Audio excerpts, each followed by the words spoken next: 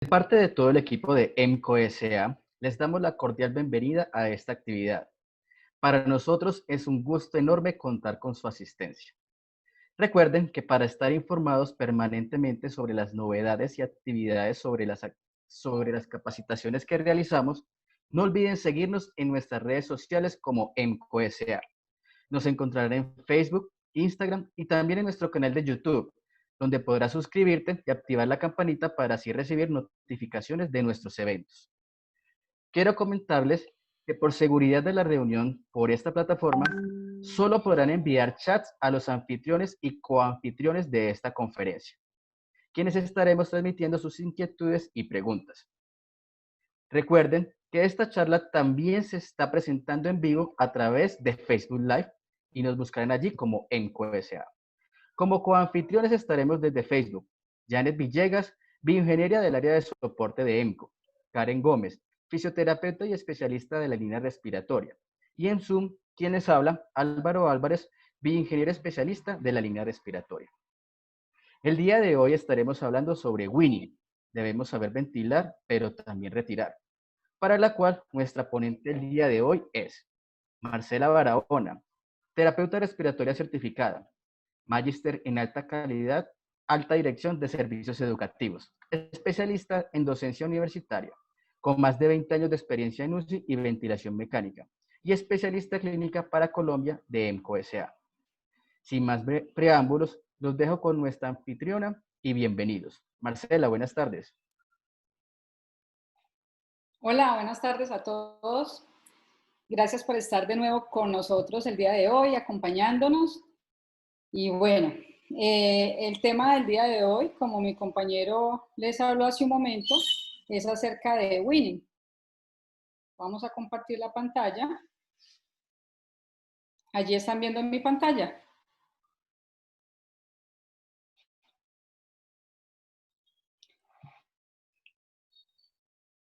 Álvaro, ¿me escuchan y me Sí, ven la Marcela, pantalla? ya estamos viendo tu pantalla. Muchas gracias, Álvaro. Bueno, entonces, el tema de hoy es winning y les pongo allí como un subtítulo, debemos saber ventilar, pero así como sabemos ventilar y sabemos iniciar un paciente en ventilación mecánica, también debemos saber cómo retirar el ventilador del paciente. Esta charla la hice con un enfoque tal vez diferente. No es una clase magistral de destete ventilatorio, no es una clase magistral en la que voy a hablar de cuáles son los criterios y cuáles son las indicaciones. Va a ser un poco diferente. ¿Por qué va a ser un poco diferente? Porque me voy a concentrar en dos aspectos muy importantes. El primero de ellos es hablar sobre la clasificación del destete ventilatorio, porque a partir de esto podemos tener una visión más completa de lo que puede ocurrir con mi paciente en situación de destete fallido. Y por otro lado, ¿qué recomendaciones hay actualmente de ATS y ERS con unos aspectos claves en ventilación mecánica en cuanto a destete? Entonces, primero,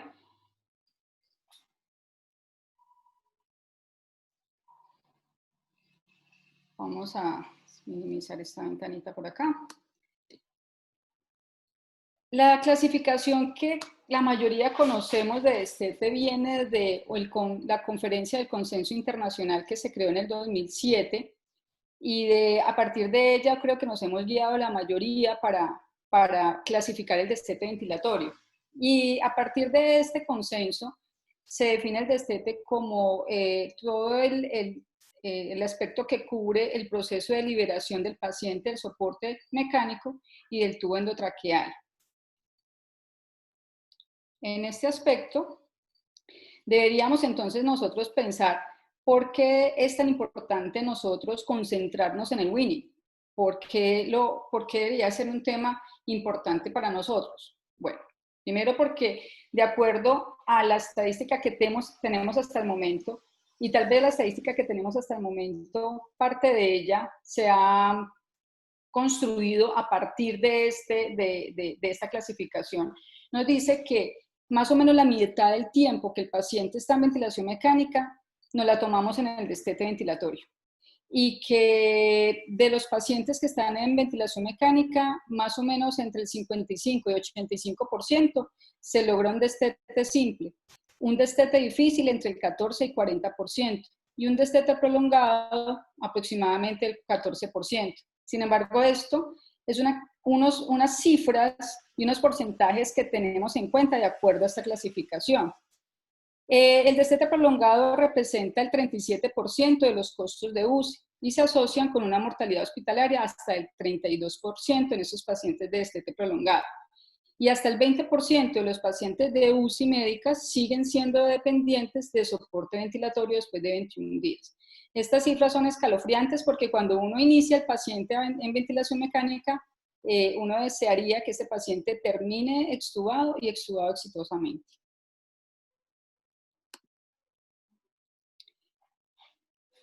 ¿Qué otra cosa nos hace preocuparnos del winning? Pues uno, que sabemos que a mayor tiempo en ventilación mecánica habrá mayor mortalidad, que las complicaciones de la ventilación mecánica prolongada incluyen la neumonía asociada al ventilador y el traumatismo de las vías aéreas, que finalmente va a terminar en un paciente traqueostomizado.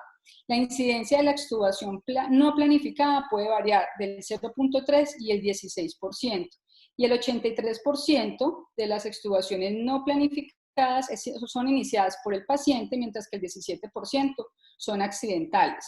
¿Qué es lo importante de este aspecto de la autoextubación o de la extubación no planificada? Es que la mitad de estos pacientes que se extuban de manera no planificada tienen una extubación exitosa. ¿Qué significa esto? Que tal vez estamos dejando más tiempo de lo necesario en ventilación mecánica a nuestro paciente.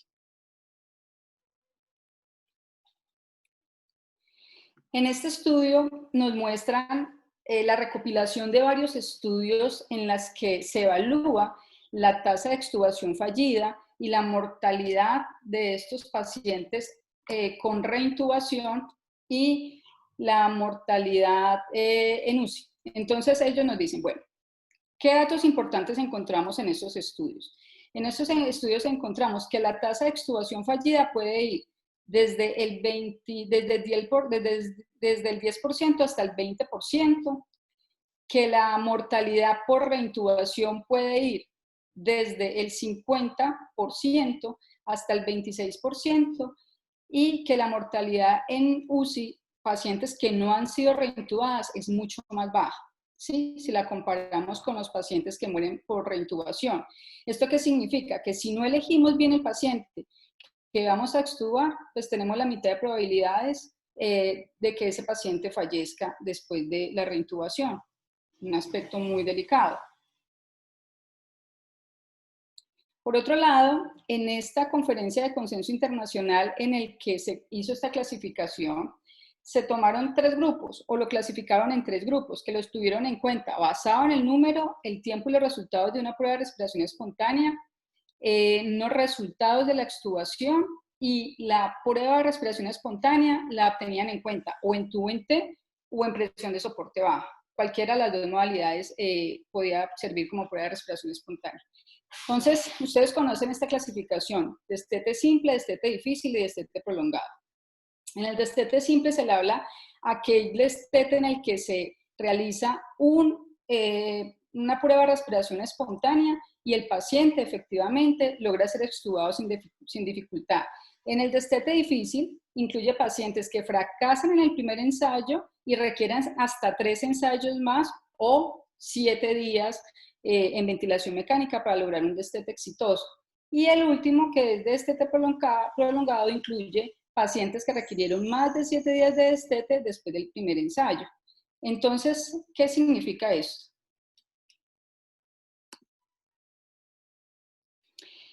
Significa que de acuerdo a esta clasificación, ¿sí? En esos estudios se evidenciaron lo siguiente. Entonces vemos en cuadritos blancos el destete simple, en grisecitos destete dificultoso y en cuadritos negros destete prolongado. Entonces compararon la proporción de pacientes por grupo, la tasa de reintubación y la mortalidad en UCI. ¿Qué fue relevante en este estudio? Se dieron en cuenta, eran varios estudios que tomaron en esta publicación, en la que evidenciaron, primero, pues que aparentemente la proporción de pacientes con destete simple, si era en la mayoría, el mayor número era de este tipo de destete, y el destete prolongado en la mayoría eran de menor proporción. Las tasas de reintubación eran para principalmente pacientes de destete prolongado y la mortalidad efectivamente para aquellos pacientes de destete prolongado. En ninguno de esos 4 estudios se evaluaron la reintubación.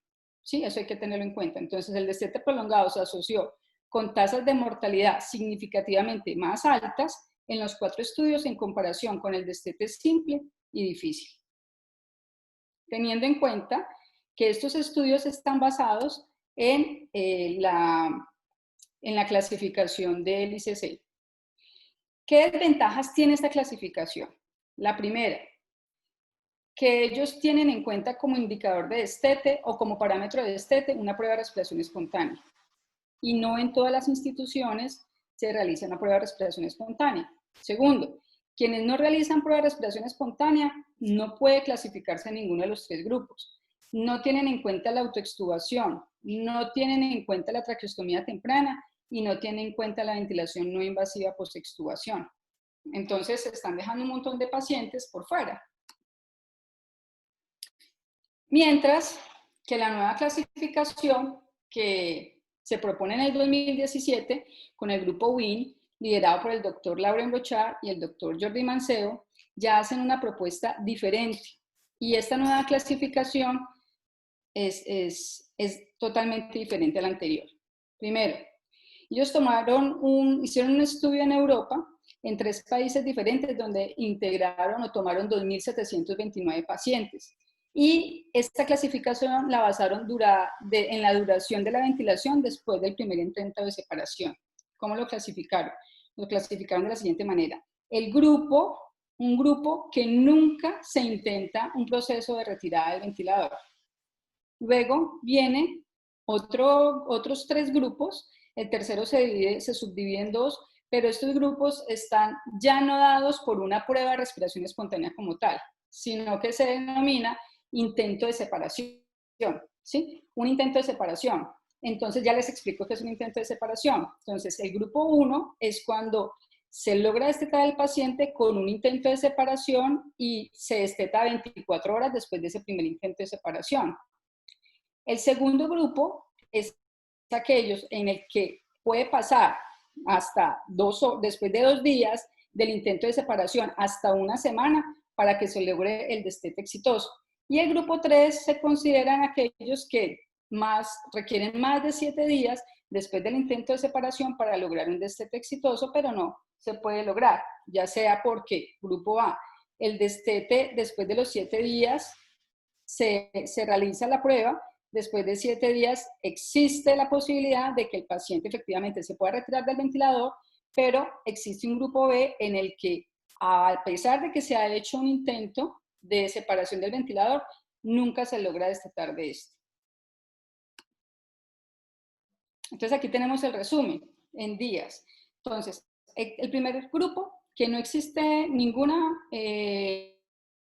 opción de que el paciente haya sometido a un intento de separación. Fíjense que este grupo no existía en el anterior, ¿sí? Este grupo se descartaba y este grupo pertenece a un número significativo, 658 pacientes, y la mortalidad en este grupo alcanza a ser del 86%. Este dato se descarta en la otra clasificación. Por otro lado, tenemos los otros 3 grupos, como les comenté hace un momento, en los que el tercer grupo se subdivide en 2. Pero, ¿qué es lo importante acá? Los porcentajes de mortalidad. Puede haber mortalidad y se incluye dentro del grupo que el destete sea exitoso o que haya muerto el paciente. ¿Por qué? Porque también se debe evaluar si un paciente tolera la extubación dentro de los criterios de éxito, pero que finalmente se muera, ¿sí? Uno no quita lo otro. Entonces, la mortalidad en los subgrupos es evidentemente diferente a la clasificación anterior. Aquí lo vamos a ver más claro, en el que podemos explicar qué es un intento de separación de ventilación mecánica. Es cuando una prueba de respiración espontánea con o sin extubación se realiza, ¿sí? O una extubación realizada directamente sin una prueba de respiración espontánea, ¿sí? ¿Cómo puede suceder eso? Que el propio paciente se autoextube o haya una extubación no planificada.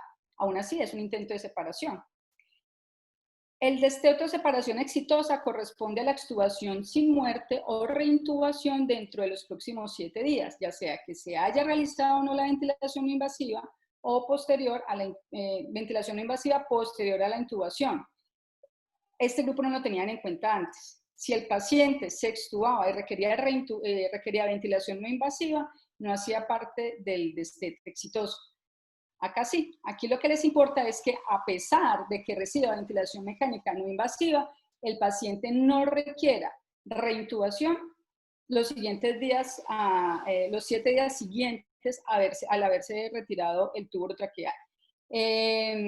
O que salga a la UCI sin ventilación mecánica invasiva dentro de los siguientes 7 días, lo que ocurra primero. Aquí, en este momento, muchos de nuestros pacientes se incluirían dentro de esta clasificación.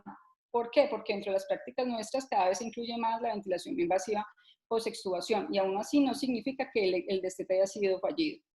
Y en cuanto a pacientes traqueostomizados, que no se tenía en cuenta en la clasificación anterior, el intento de separación de la ventilación mecánica por 24 horas o más respirando espontáneamente se consideraba un intento de separación. ¿Sí? En pacientes traqueostomizados era eso, que se le quite 24 horas y así respira espontáneamente, se considera un intento de separación en traqueostomía. Entonces, ¿qué sucede? Vemos aquí la diferencia entre el estudio ICC y el estudio WIN. Entonces, en el ICC, la extubación o destete depende, primero, que la extubación se ocurra con ausencia de soporte ventilatorio 48 horas después de la extubación. Acá, en el estudio WIN, la separación de la ventilación es después de una prueba con o sin extubación o una extubación realizada sin prueba. El fracaso del destete se define como uno de los siguientes aspectos en el ICC. Uno, que la prueba de respiración haya sido fallida, la reintubación y la reanudación del soporte ventilatorio después de la extubación, independientemente de que sea ventilación mecánica no invasiva o no, o que el paciente muera en las siguientes 48 horas. Y en este estudio WIN, además, incluye fuera de los pacientes en ventilación mecánica invasiva, con vía aérea dada por tubo traqueal, también tiene en cuenta los pacientes con traqueostomía. El destete exitoso en los pacientes con traqueostomía se refiere a la respiración espontánea a través de su traqueostomía sin ventilación mecánica por al menos 7 días consecutivos. ¿Sí?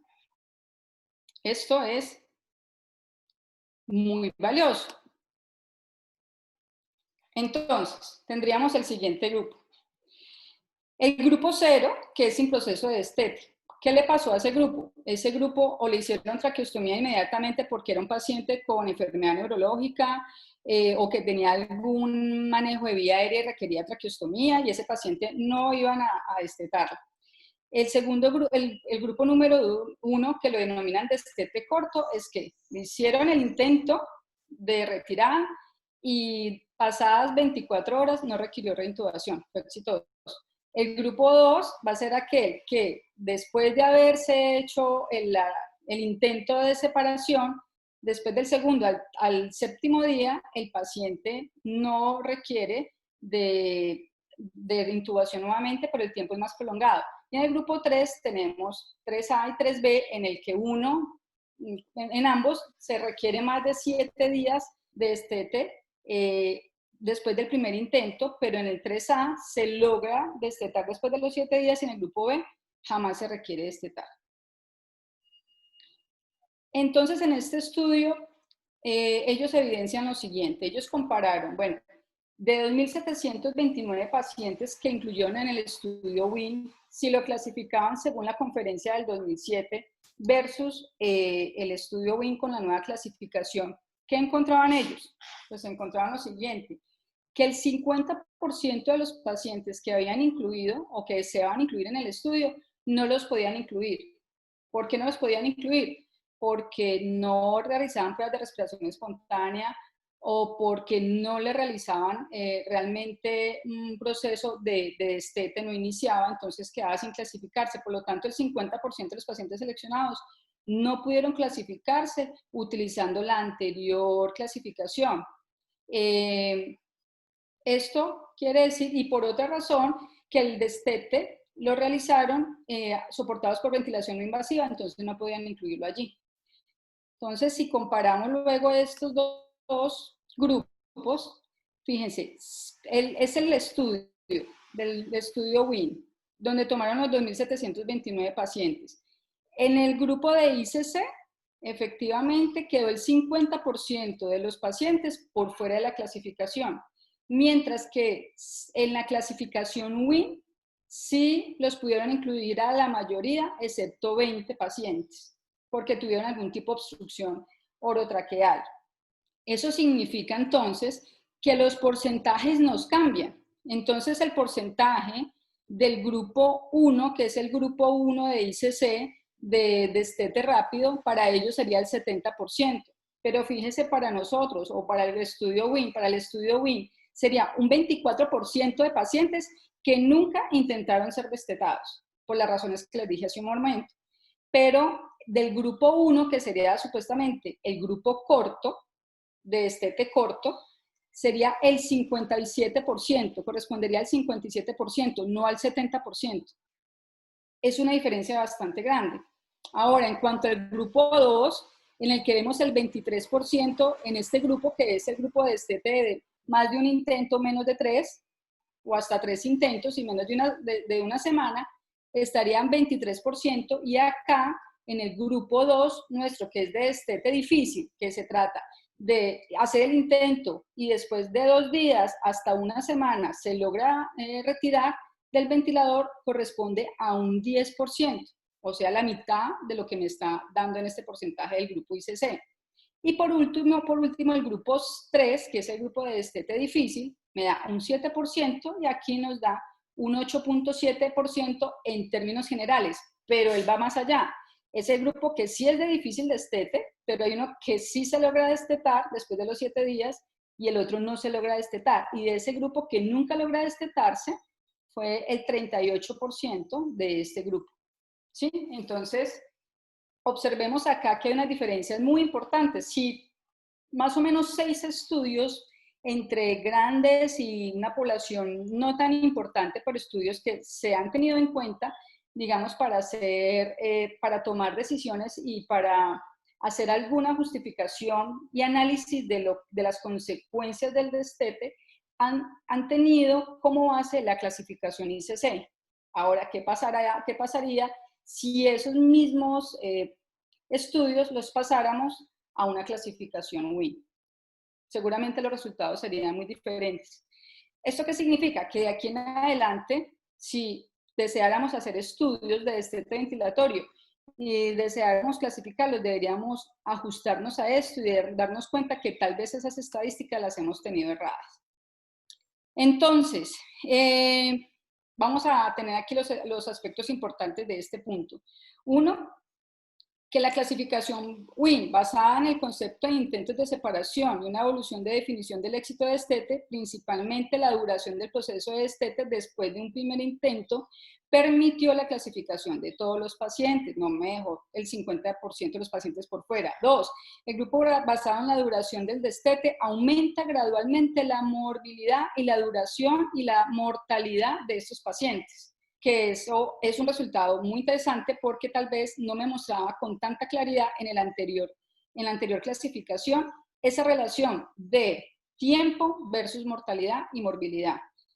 Y cada día adicional sin éxito en el destete después del primer intento se asoció con un aumento de la mortalidad. Aquí recuerden que tienen en cuenta en el momento que se hace la prueba y después de hacerse la primera prueba de retiro, cuánto tiempo tarda el paciente en salir del ventilador para considerarlo difícil o destete prolongado.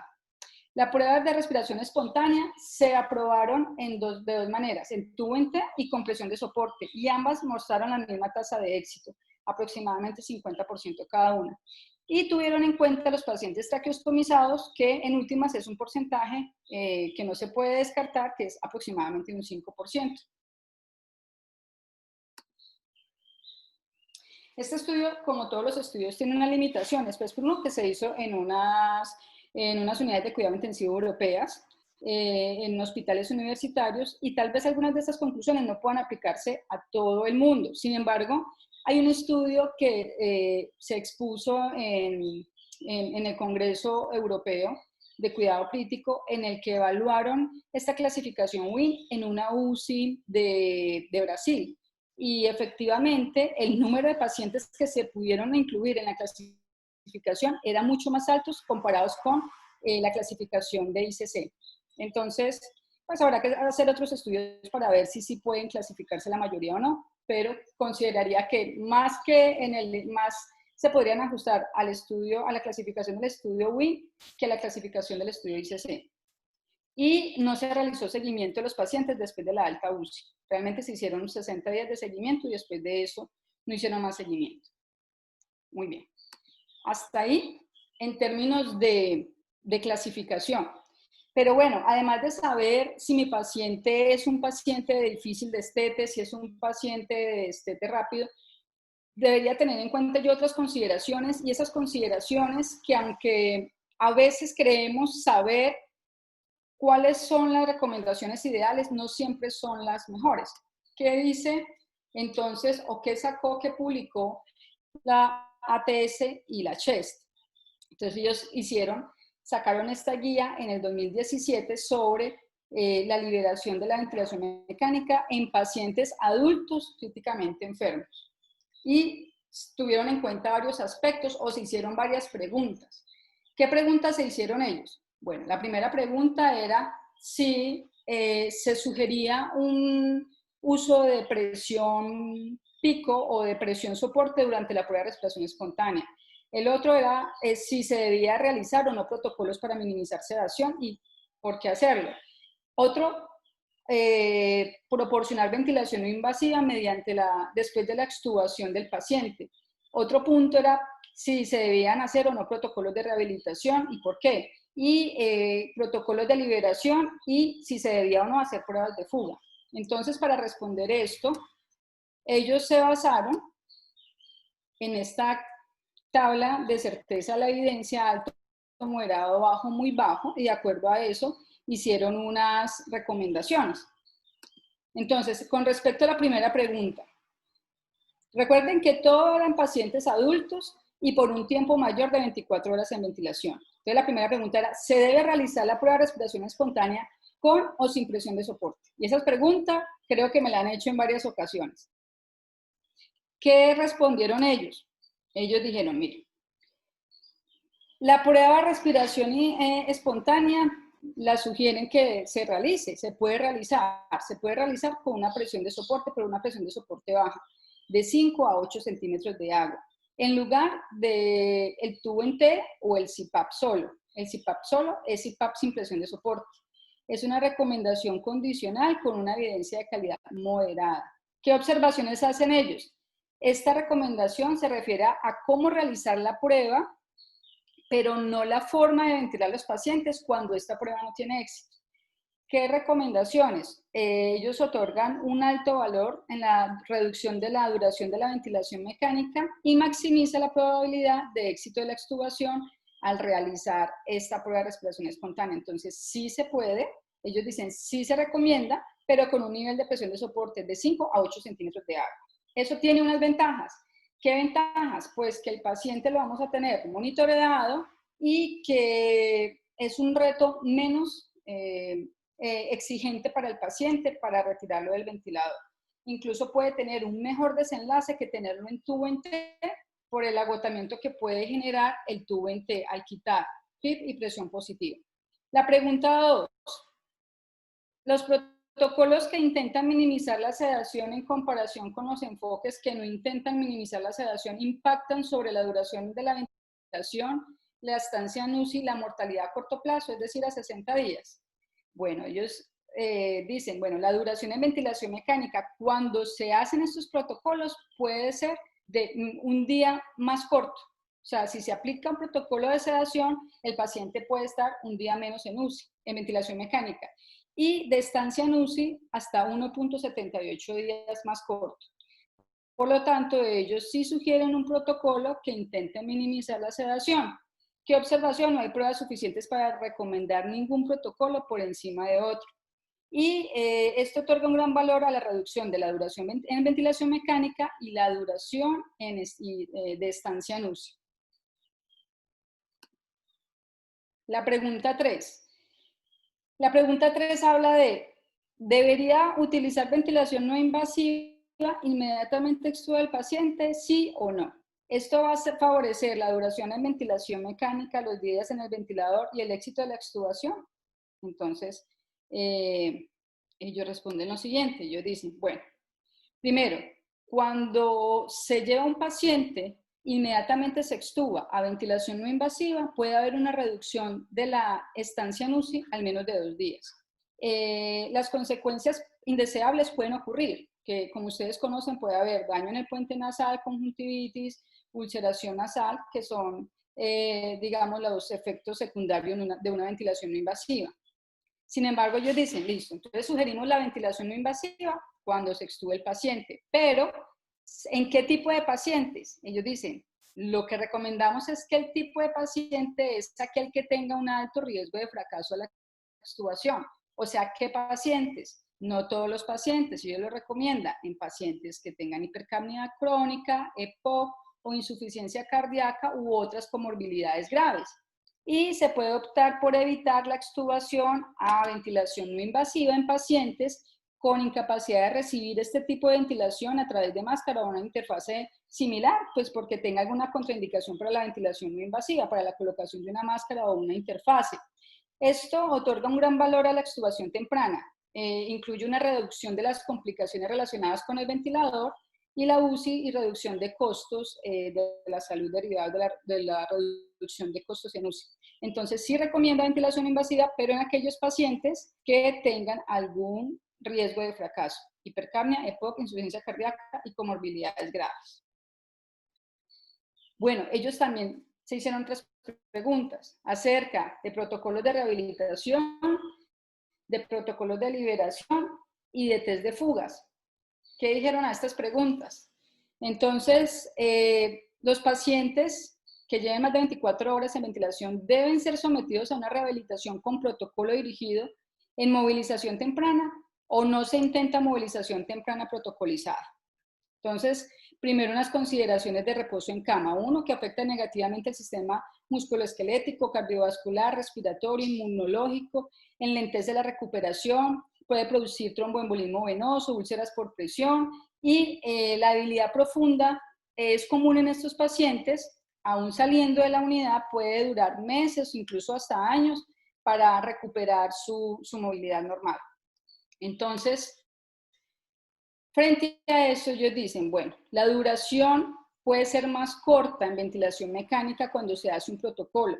Puede ser de 2.7 días menos en ventilación mecánica y es más probable que pueda caminar cuando el paciente sale del hospital, de un 64% versus a un 41% al que no se le aplica protocolo. No hay diferencias significativas en la mortalidad ni en estancia en UCI, pero la capacidad de caminar o caminata después de 6 días sin ventilador puede ser similar. La sugerencia que hacen ellos, ¿sí? Que se haga el protocolo, que se establezca este protocolo, pero no hay, ellos dicen que no tienen pruebas suficientes para recomendar un protocolo de rehabilitación sobre otro. Es decir, se haga el protocolo y se ajuste a lo que cada unidad de cuidados intensivos convenga. Y dice que esto no le agrega o no le aumenta el costo y recursos a la institución y que disminuye el tiempo en ventilación mecánica, que es un aspecto muy importante porque entonces disminuye los riesgos de ventilación mecánica prolongada. 2 algo de días en ventilación mecánica es bastante tiempo. La siguiente pregunta. ¿Los pacientes que llevan en ventilación mecánica más de 24 horas deben ser manejados con protocolos de destete? ¿Sí o no? Bueno, se ha evidenciado que el tener un protocolo puede reducir 25 horas la duración en ventilación mecánica y hasta un día en la duración de estancia en UCI. Entonces, por tal motivo, sí recomiendan protocolo de liberación. Ahora, ellos dicen, el protocolo de liberación puede ser de dos maneras, puede ser dado por el personal o puede ser dado de manera automatizada. No hay pruebas suficientes para recomendar uno por encima del otro. Y por último, pues dice que otorga un gran valor a esto porque reduce el tiempo de ventilación mecánica y la estancia en UCI. Y no es costoso. Y por último, la pregunta del manguito. ¿Se debe realizar una prueba de fuga del manguito antes de la extubación de adultos ventilados o se debe administrar los esteroides sistémicos a los adultos que no pasan una prueba de fuga del manguito antes de la extubación? Bueno, entonces esa pregunta no la hacemos muchas veces en UCI porque sí conozco instituciones que tienen sus protocolos y algunos lo utilizan de manera sistémica en todos los pacientes. ¿Qué dice la ATS y la CHES? Ellos dicen, bueno, sí se debería realizar una prueba de fuga en aquellos pacientes que lleven más de 24 horas uno, pero que tengan algún riesgo de estridor post-extubación. Es decir, aquí no están incluyendo los pacientes que no tengan un riesgo a un estridor post-extubación. Por ejemplo, ¿qué pacientes? Pacientes que hayan tenido una intubación traumática o lleven más de 6 días intubados, que tengan un tubo traqueal grande. Las mujeres, ya está evidenciado que tienen más posibilidad de tener estridor laríngeo post-extubación. Parece que las mujeres de raza negra aún más en comparación con las otras poblaciones. La reintubación después de la extubación no planificada. Entonces, todos estos pacientes que tengan factores de riesgo, sí se recomienda realizar la prueba de fuga. Ahora, si la prueba de fuga resulta positiva para edema, es decir, no fuga, ¿qué les sugiere? Se les sugiere administrar esteroides sistémicos al menos 4 horas antes de la extubación. Entonces, le hacemos la prueba es positiva para edema, es decir, no fuga. Entonces le damos esteroides sistémicos. Aquí dice que el uso de esteroides sistémicos respaldados por un ensayo doble ciego eran 4 dosis de 20 miligramos administrados durante 12 horas. Pero aquí dice al menos 4 horas antes se debe administrar. Después de que se administra, ¿qué hacemos? Nada, extubamos, no volvemos a hacer prueba. ¿Listo? No recomiendan hacer prueba después de que se han administrado los esteroides. Esto otorga un valor para evitar la reintubación, el estridor post-extubación y la extubación diferida. Un valor más bajo de las cargas relacionadas con la implementación de pruebas de fuga y los efectos secundarios del uso de esteroides. Porque a todos los pacientes no se les debería colocar esteroides según este estudio. Entonces, ¿qué podemos concluir de la charla de hoy? Uno, que la nueva clasificación o la nueva propuesta de clasificación incluye la mayoría de los pacientes en ventilación mecánica, los que tienen tubo, los que tienen traqueostomía, los que se les practica prueba de respiración espontánea, los que no se le practican prueba, los que se apoya con ventilación no invasiva post-extubación y los que nunca se logran retirar del ventilador mecánico. Obviamente se cubre casi toda la población. Luego, la nueva clasificación cambiaría los datos estadísticos que tenemos hasta ahora sobre Winnie. Y las cifras varían bastante según lo que les mostré ahorita en el cuadro. Cada día adicional, sin un éxito de destete después del primer intento, se asocia con un aumento de la mortalidad. El fracaso de la extubación contribuye a mayor duración de la ventilación, mayor estancia en UCI y hospitalaria con una mayor mortalidad. Y en cuanto a las recomendaciones de la CHES y la ATS, dice que la ventilación no invasiva, preventiva, inmediatamente. Eso es un punto importante que debemos tener en cuenta, que la ventilación no es cuando el paciente presenta, no, es que inmediatamente se inicia. No es para esperar a que el paciente haga signo o tenga signos de falla respiratoria. En aquellos pacientes que tengan alto riesgo de extubación fallida. Luego, usar el aumento o usar un mínimo de presión de soporte para realizar la prueba de respiración espontánea. Usar protocolos de sedación, usar protocolos de destete. Hacer rehabilitación con un protocolo dirigido rehabilitación con movilización temprana, protocolo de liberación del ventilador y realizar test de fuga solo cuando el paciente tiene riesgo de estridor laríngeo y si presenta signos en la prueba de edema de la vía aérea, administrar esteroides solo a esos pacientes por lo menos 4 horas antes de la extubación y hacerlo de manera sistémica. Eso es todo por hoy. Me gustaría escuchar sus comentarios o sus preguntas.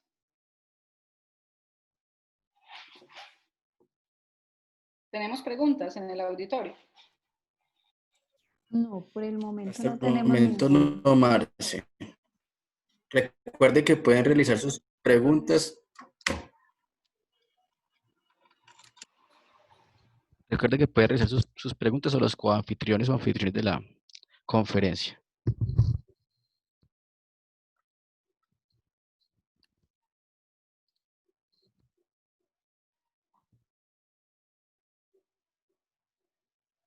Por Facebook.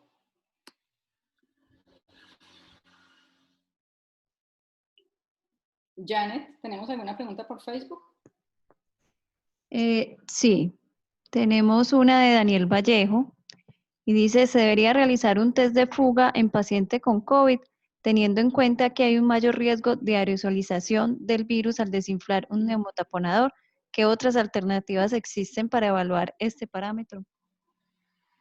No se recomienda en paciente COVID.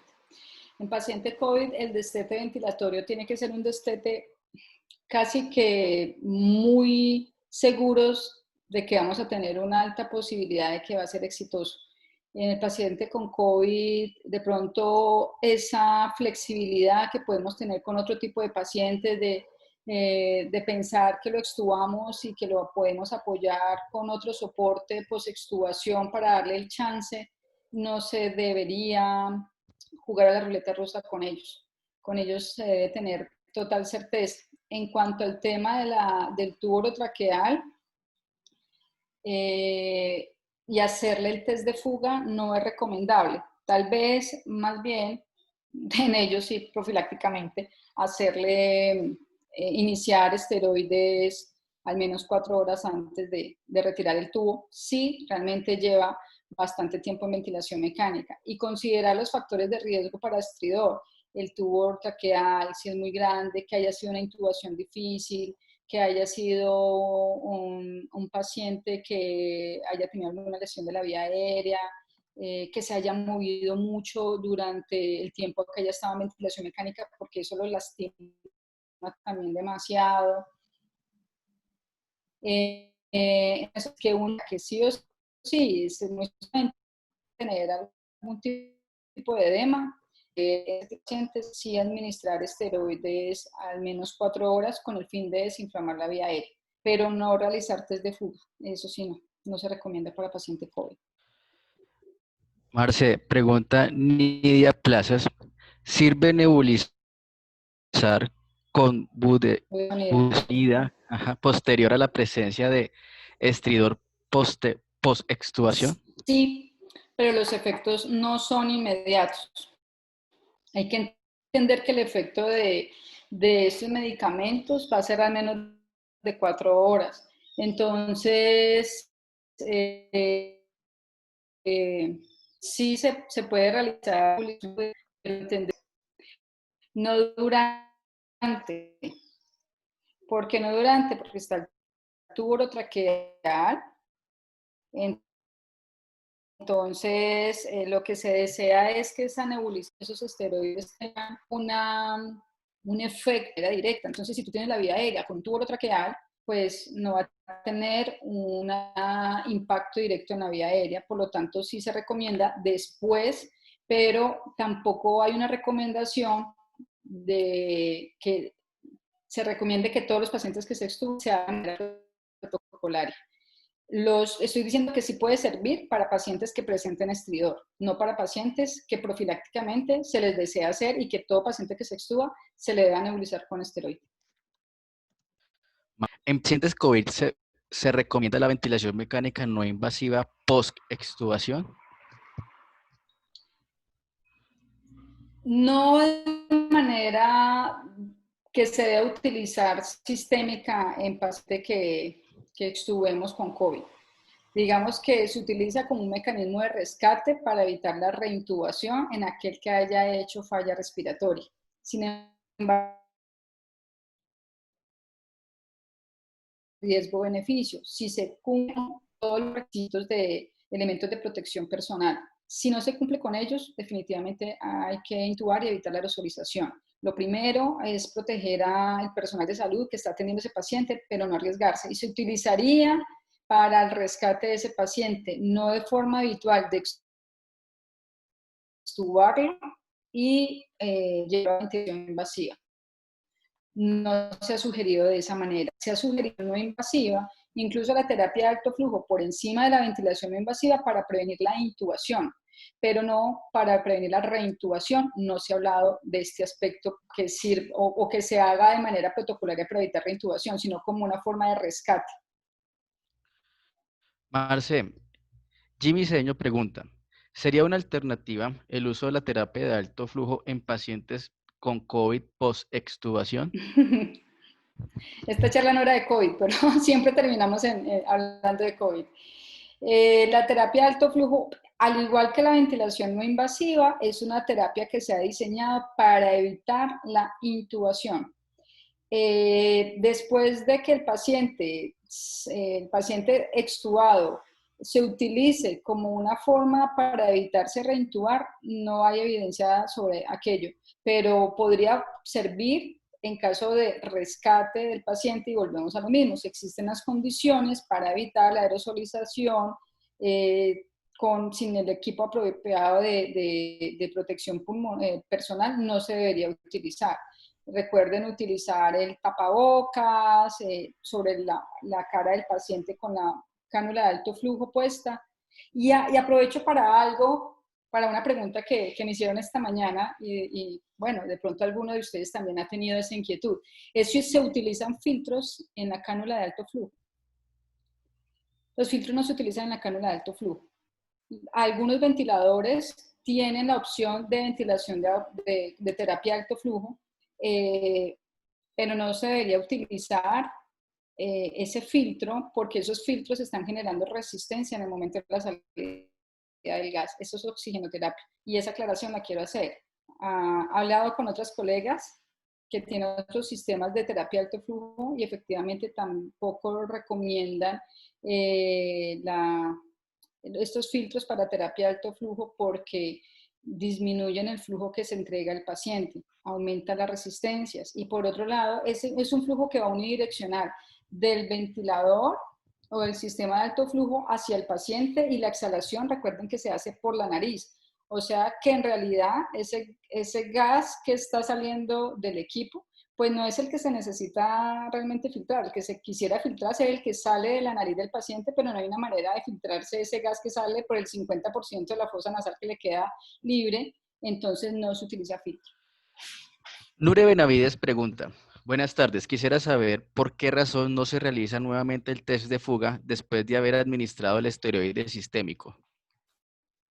Porque el test de fuga no tiene sensibilidad y especificidad al 100%. Realmente la sensibilidad y la especificidad están por debajo del 60%. Entonces te puede dar falsos positivos.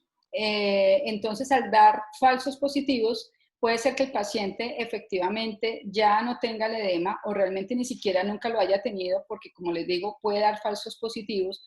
Entonces puede ser que el test de fuga salga positivo para edema. El que el test de fugas haya salido positivo para edema no quiere decir que el paciente realmente tenga edema. Hay un porcentaje que tenga, pero hay un alto porcentaje que no lo tenga porque me puede dar falsos positivos. Entonces, digamos, ¿cuál es la interpretación que hace uno? Dice, bueno, ¿por qué primero le hice el test de fuga a ese paciente? Se lo hice porque es un paciente que tiene riesgo de edema, porque tiene traumatismo, porque el paciente tiene un tubo traqueal muy grande, porque se movió, bueno, porque tiene factores de riesgo, por eso se lo hice. Después de hacérselo y creer que, bueno, tengo otra razón adicional para pensar que ese paciente sí me va a hacer edema, porque además de lo que yo creo que va a tener que ser edema, lo medianamente confirmo con un test de fuga, que vuelvo, insisto, no es 100% sensible ni específico, me dice, sí, tiene una posibilidad de que tenga edema. Entonces, el administrarle la terapia con esteroides y hacerle otra prueba, puede ser que me vuelva a salir positiva para edema y no tener edema. Y entonces retraso la extubación y eso va a ser más deleterio para el paciente. Entonces, por eso no se aconseja volverse a hacer, porque el test no es 100% específico ni 100% sensible. Esa es la razón. Entre otras cosas, el test de fuga se hace en estas condiciones, pero hay que entender que hay varias cosas que pueden hacer que salga positivo para edema y no tener edema. Por ejemplo, el tamaño del tubo. Cuando el tubo orotraqueal es muy grande, casi que iguala el tamaño de la vía aérea, pues obvio que aunque tú desinfles el neumotaponador, no te va a dar casi fuga. Y no es porque el paciente tenga edema, es porque el tubo es muy grande. Entonces, si tú le das esteroides y le vuelves a hacer la prueba, te va a volver a salir positiva para edema. Y no lo vas a extubar nunca porque siempre te va a dar positivo para edema. Y no es por edema, es porque el tubo orotraqueal está muy grande. Esa es la razón. Bueno, Y muy buena Madeleine pregunta. Aristizábal nos pregunta, ¿qué experiencias se tiene en el proceso de liberación en ASB y el Intelib en ASB? Algunas personas aún no coinciden que es necesario hacer pruebas diferentes, en presión de soporte, por ejemplo. No es necesario hacer, a ver, muchos de los pacientes que han tenido extubación exitosa no han sido a través de una prueba de respiración espontánea. Sin embargo, el hacer la prueba de respiración espontánea nos da alguna posibilidad de que, o más certeza de que el paciente puede tener éxito en su destete. ¿Qué pasa en el ASB y en el Intelib en ASB? Él solo va programando el parámetro que necesita de presión de soporte. Entonces, realmente lo que él hace allí es bajar el nivel de presión de soporte y el nivel de PIB hasta 6 centímetros de agua y la presión de soporte 6 u 8 centímetros de agua y va a aparecer en el panel de estatus ventilatorio que está con estos valores. Y yo podría hacer un reto de respiración espontánea en el ventilador si quisiera, bajándolo al 25%, pero tampoco es necesario hacerlo. ¿Por qué no? Porque si tú tienes el paciente que respira absolutamente espontáneamente en el ASB, todo, 100% respiración espontánea, y ves que el valor de presión de soporte es 6 u 8 y que el nivel de PIB es 6 y que el ventilador lo hizo de manera automatizada, es lo mismo que tener el paciente en CPAP con presión soporte de 6 u 8, es decir, que estás haciendo la prueba de respiración espontánea. Y antes mucho mejor, porque vas a tener la ventana, el panel de estatorio, que es un panel que me ayuda precisamente a saber en qué momento el paciente está listo para destete y me aparecen los minutos que lleva el paciente respecto a esos parámetros mínimos. Y esos rangos de parámetros ustedes los pueden ajustar al protocolo que ustedes quieran. Para mí es mucho más fácil. Obviamente, si entienden bien el concepto, van a entender que el mismo ventilador está haciendo la prueba de respiración espontánea por ustedes. Y según los estudios, yo les mostré allí, en estudios que se han comparado, protocolos de destete automatizado versus protocolos de destete de expertos, pueden tener la misma efectividad. Si tienen la misma efectividad y el ventilador lo está haciendo de manera automatizada, pues genial. Deberíamos poder utilizar esta herramienta porque nos ahorra tiempo, nos ahorra personal y puede acortar el tiempo incluso de ventilación mecánica porque él está haciendo el ajuste automatizado. Lo que pasa es que hay que tratar de aceptar esos cambios en la tecnología y aprovechar esa tecnología para ser más eficiente en la ventilación del paciente. Gracias por la pregunta, Made. Marce, pregunta Daniel Vallejo. ¿Qué técnicas existen al momento de retirar el tubo orotraqueal, teniendo en cuenta que la producción de aerosolos es mayor que durante la intubación? Otra vez seguimos con COVID. Bueno, el paciente con COVID tiene unas particularidades. Uno es que cada vez que se va a retirar el paciente del ventilador, sí o sí tenemos que tener todo el equipo dispuesto al lado, a la cabecera del paciente, como siempre lo hemos hecho. Debemos tener el carro de paro listo, o sea, todo, no puede hacer nada, tiene que estar todo absolutamente controlado.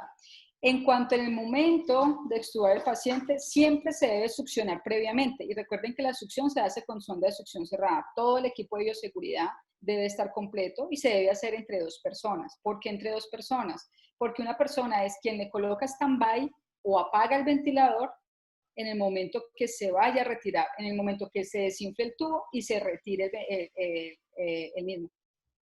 Porque una sola persona no lo puede hacer, pues porque una persona está aquí encargada de la vía aérea, ha succionado, terminó la succión, el paciente lo tiene muy sentado, con todo el protocolo de bioseguridad, con su mascarilla para su paciente, apenas termine de extubarlo, le pone su mascarilla con su sistema de oxigenoterapia que le vaya a poner, porque se lo debe poner encima de la mascarilla para evitar que si el paciente tose o lo que sea, haya menos generación de gotas, y cuando se desinfla el neumotaponador, el ventilador debe estar apagado o en stand-by, es decir, no debe estar generando flujo.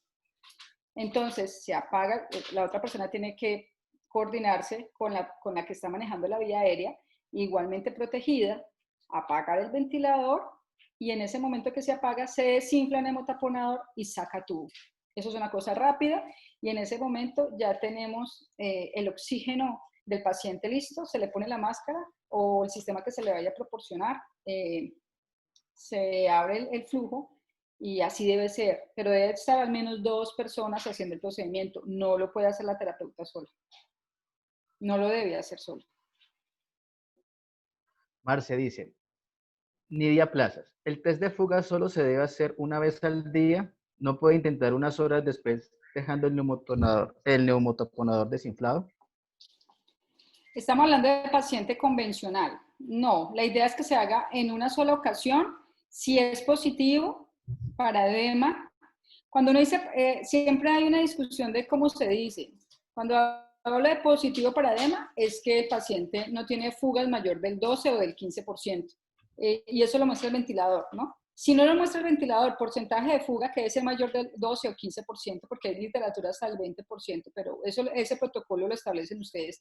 12-15% de fuga, si no lo dice el ventilador, deben calcularlo ustedes. ¿Cómo lo calculan? Volumen corriente programado versus volumen corriente exhalado.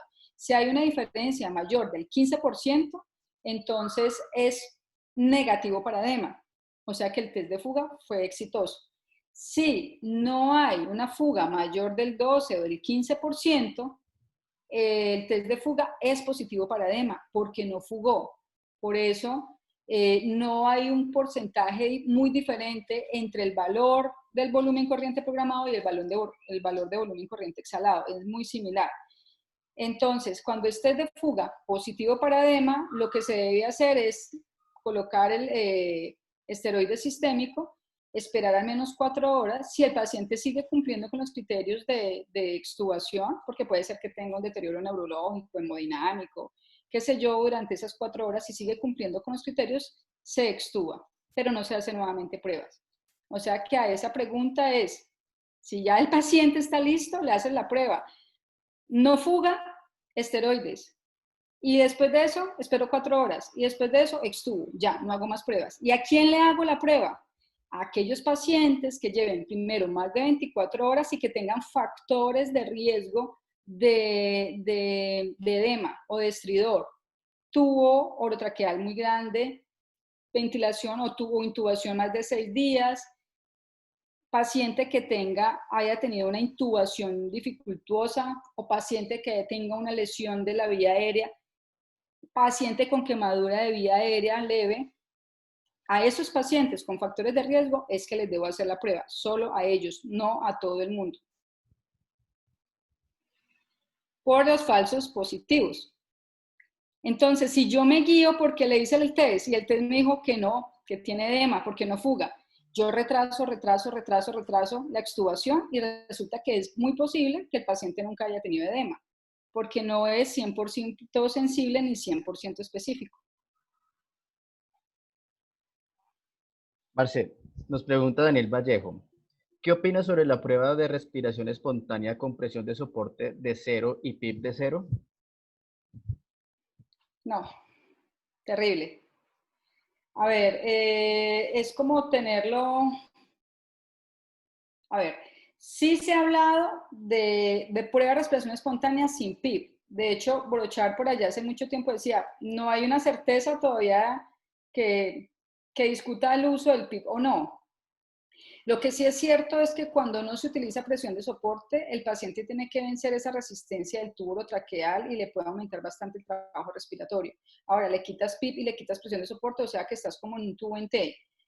Ese uso de ventilación, de prueba de respiración espontánea en tubo en T, que en este caso es como algo muy similar, porque no le estás dando ningún nivel de presión positiva. El paciente tiene que vencer la resistencia, además, la resistencia del circuito, fuera de la resistencia de su vía aérea artificial, fuera de la resistencia de su vía aérea anatómica.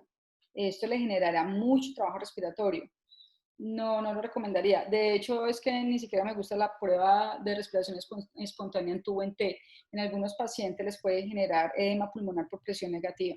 Es tanto el esfuerzo que el paciente tiene que hacer, es tanta la presión negativa que tiene que generar para poder entrar el aire y vencer esas resistencias, que esa presión negativa a nivel alveolar hace que se extraiga líquido al espacio intersticial y es un edema pulmonar por presión negativa.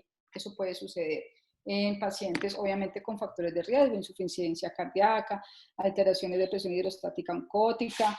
Entonces, hay que tener cuidado con eso. No, lo que dice Brochard, y Brochard hace parte de este grupo con el doctor Jordi Mancebo, es que se utilice presión de soporte de 5 a 8, tampoco más de 8. ¿Por qué? Porque le estamos ayudando ya demasiado al paciente. Marce, pues por ahora no tenemos más preguntas. Queremos recordarle que estas presentaciones todas las podrán encontrar en nuestra plataforma de YouTube. Nos pueden encontrar allí como EMCO-SA. Se pueden suscribir y activar la campanita y así podrán recibir notificaciones sobre los eventos que realizamos. Bueno, muchísimas gracias por volvernos a acompañar el día de hoy. Los esperamos en nuestro próximo webinar Marce, el día lunes. Perdón, Señora. te interrumpo. Nidia Plaza desde Facebook nos hizo otra pregunta. Ya no se usa el tubo en T, por lo que los ventiladores de ahora tienen modalidades para intubar. Ah, no era pregunta, era como comentario. Bueno, o sea, sirven, los comentarios también nos sirven, claro. Alimentar esta discusión es muy valioso. ¿Qué decía Nidia? No, simplemente eso, que ya no se usa el tubo en T, por lo que los ventiladores tienen modalidades para intubar. Sí, está también el tema, por ejemplo, de la compensación de tubo. El poder hacer esta prueba en un ventilador me puede dar a mí valores de volumen corriente, de frecuencia respiratoria. Si el paciente hace apneas, tengo volumen minuto, tengo todo un monitoreo que en tubo en T no lo logro tener. Pero, así como el SIMB, que lo usan todavía en algunas instituciones, en algunas utilizan el tubo en T. Eso sucede.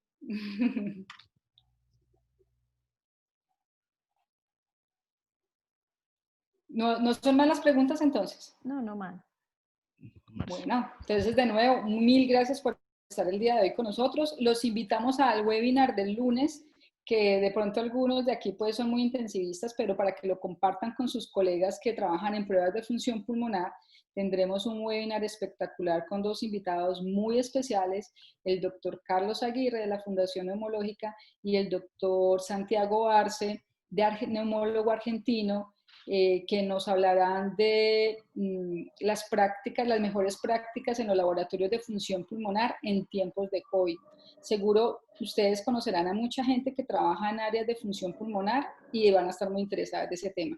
Lunes, 6:30 de la tarde, y por nuestras redes sociales nos pueden ver la publicidad y pueden ver el enlace para que nos acompañen ese día. Muchísimas gracias y feliz tarde.